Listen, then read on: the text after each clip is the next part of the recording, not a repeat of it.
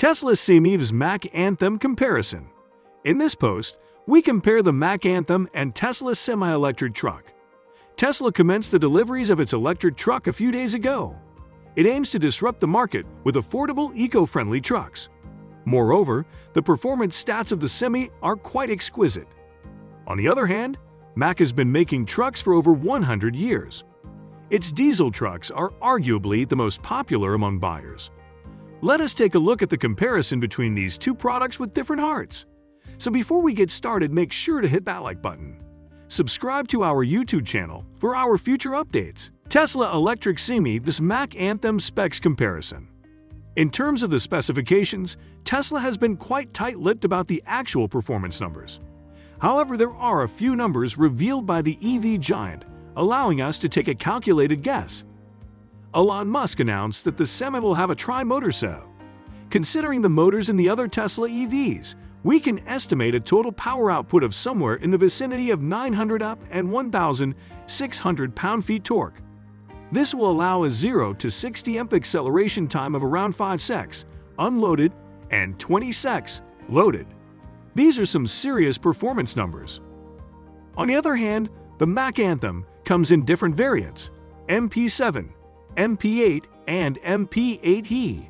Depending on the trim you choose, the power and torque range from 325 up to 505 up and 1,260 pound-feet to 1,860 pound-feet.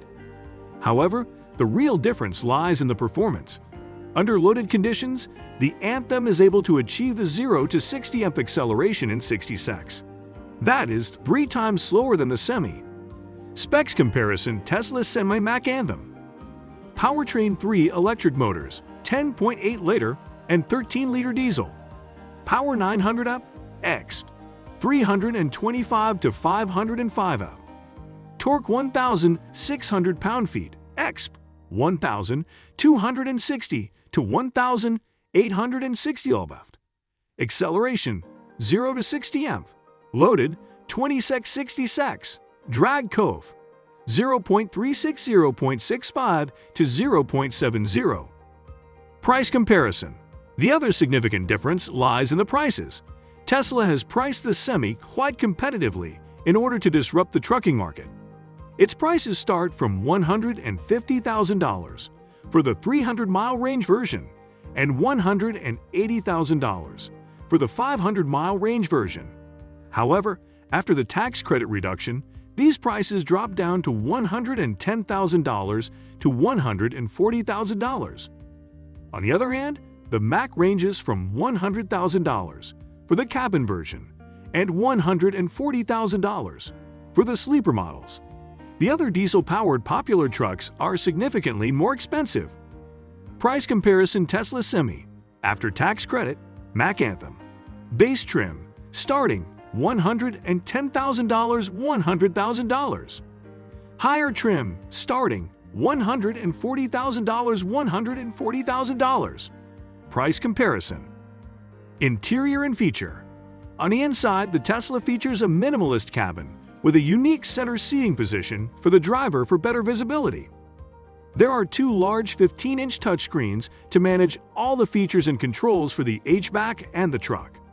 There are 2 additional seats behind the driver's seat. However, there is no provision for sleeping, at least from the images that we saw. However, if there are changes to that, we will have to wait to find out. On the other hand, the Mack Anthem has a more traditional cabin with tons of control switches and room for microwave, fridge, racks, and sleeping. There is a dashboard with tons of buttons geared toward the driver.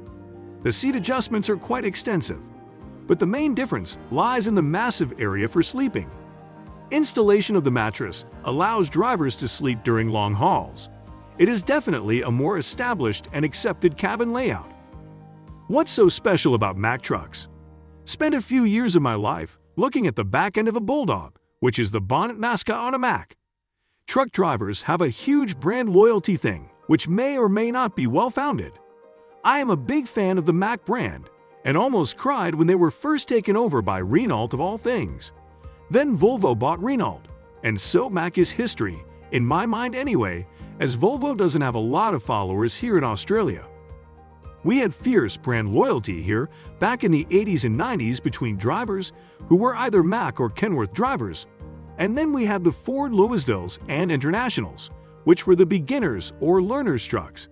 But Internationals have left the scene, and the Eurotrash, as we would call the German and Swedish-built trucks, were considered punishment trucks.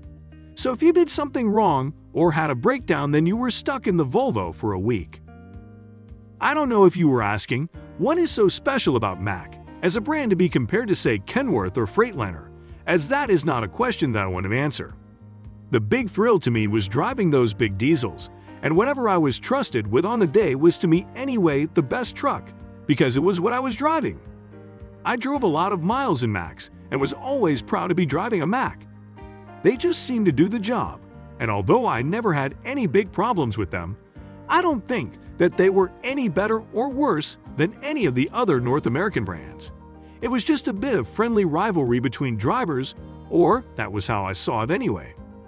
Why is the Tesla Cybertruck so popular? That's a tough question to truly answer, given the current wording of it. And yet, I'm loath to change the wording, because I suspect it does reflect what the asker meant. So I'll strive to answer it as it stands, even though I suspect it won't leave the original asker satisfied. The Cybertruck hasn't been released yet, so there's no measure of true popularity of the truck. What we have are 250,000 people who put a refundable $100 deposit down to potentially buy one when they are available for purchase. We don't know how many of those people will ask for refunds in the next year or two. We don't know how many other electric trucks will come out that upstage the Cybertruck. It's possible people will flock to the R1T for Riven when it is released. It may turn out people fall head over heels in love with the Bollinger B2 instead. At the moment, we know the Cybertruck created a media buzz, aided by the fatal window test, which, embarrassing as it was for Elon, probably doubled the amount of media coverage the vehicle got.